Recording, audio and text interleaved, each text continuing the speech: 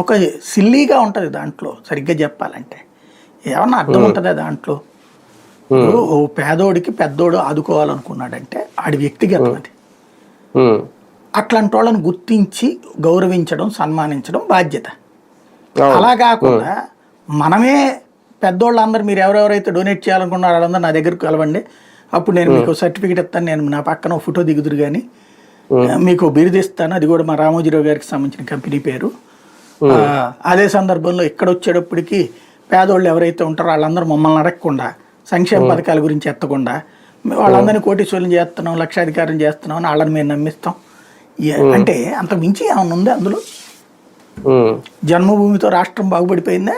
Top 1 వెళ్ళిపోయిందా? శ్రమదానంతో top 1 వెళ్ళిపోయిందా? అప్పుడు ఇట్లాగే చెప్పారు కదా.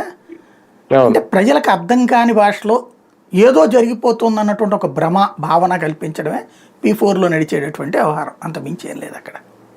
అంటే దీనికోసం ప్రత్యేకంగా సర్వేలు చేయించారు. ఇప్పుడు కాకినాడ జిల్లాలోనే చూసుకుంటే మొత్తం అన్ని నియోజకవర్గాలు కలిపి దాదాపు 2 లక్షల మందిని ఎంతమందిని ఎంపిక చేశారు. అందులో వాళ్ళందరికీ వీళ్ళందరూ P4 అర్హులు అనేది వాళ్ళందరికీ కూడా చూపిస్తాం అన్నారంటే రేపు పొద్దున వీళ్ళందరికీ పథకాలు ఉంటాయో లేదో అనేది కూడా ఒక డౌట్.